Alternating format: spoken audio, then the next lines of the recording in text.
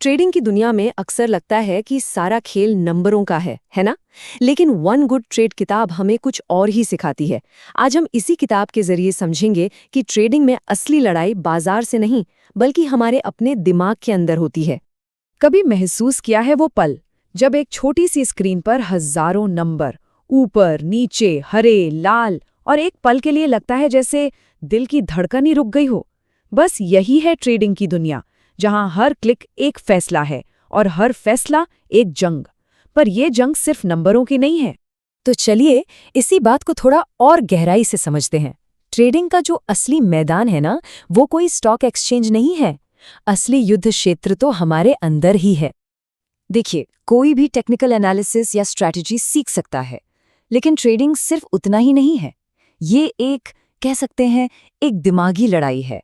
अपने ही डर के खिलाफ, अपने लालच के खिलाफ और सबसे बढ़कर अपने ईगो के खिलाफ। और जानते हैं, जो जीतता है और जो हारता है, उन ट्रेडर्स में सबसे बड़ा फर्क यही होता है, इमोशनल कंट्रोल। तो सवाल ये उठता है कि आखिर ऐसा क्यों होता है कि इतने सारे लोग ट्रेडिंग में आते हैं पर ज्यादातर फेल हो जाते हैं। चलिए उन मनोवैज्ञानिक जालों को पहचानते हैं जिनमें नए ट्रेडर्स अक्सर बुरी तरह फंस जाते हैं। असल में एक ट्रेडर के 4 सबसे बड़े दुश्मन होते हैं। पहला, अहंकार।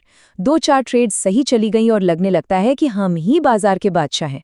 दूसरा है अनुशासन की कमी, मतलब बनाया हुआ सारा प्लान सब कचरे में। और फिर आते हैं वो 2 सबसे पुराने दुश्मन, लालच और डर। ये दोनों मिलकर हर सही फैसले को गलत रास्ते पर ले जाते हैं।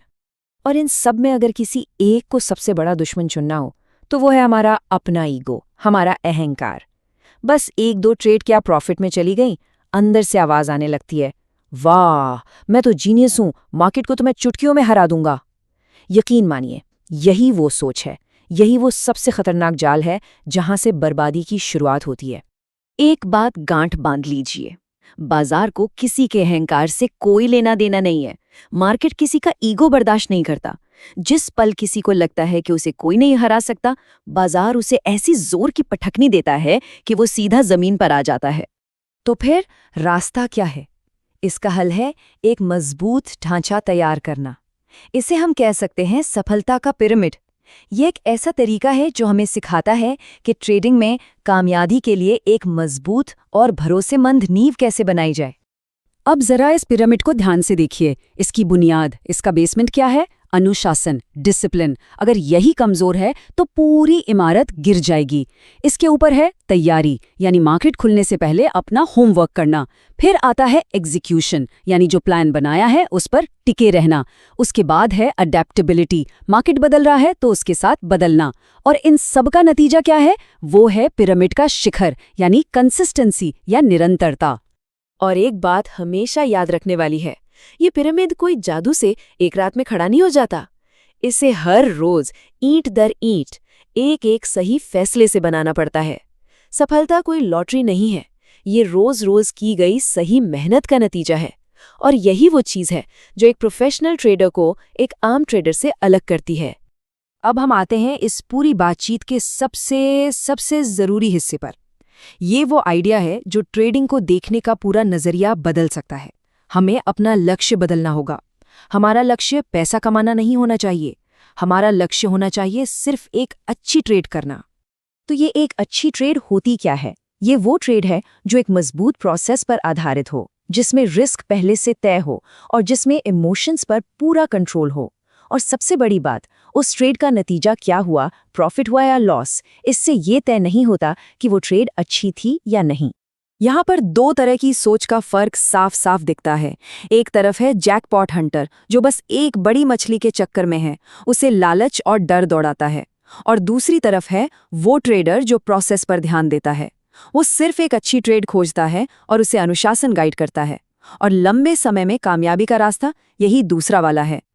ये सुनने में शायद थोड़ा अजीब लगे, लेकिन ये बहुत ताकतवर सोच है। अगर कोई ट्रेड अपने प्लान के हिसाब से ली गई है, तो भले ही उसमें स्टॉप लॉस हिट हो जाए, वो फिर भी एक अच्छी ट्रेड है। जानते हैं क्यों? क्योंकि जो चीज़ हमारे कंट्रोल में है वो है हमारा प्रोसेस, हमारी प्रक्रिया। मार्केट का नतीजा हमारे कंट्रोल में नहीं है।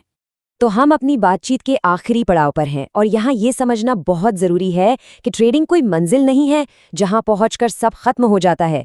नहीं, ये तो एक सफ़र है खुद को बेहतर बनाने का, लगातार सीखते रहने का। ये 100 मीटर की रेस नहीं बल्कि एक मैराथन है। अंत में ट्रेडिंग की सबसे बड़ी जीत वो नहीं है जो हमारे अकाउंट बैलेंस में दिखती है। अरे नहीं, सबसे बड़ी जीत तो वो है जब हम अपने मन में स्थिरता और अनुशासन हासिल कर लेते हैं। असली कामयाबी अपने मन को जीतना ही है। तो अब इस पूरी बातचीत के बाद एक सवाल सबके लिए है। कल जब स्क्रीन के सामने बैठेंगे तो असली लड़ाई किससे होगी?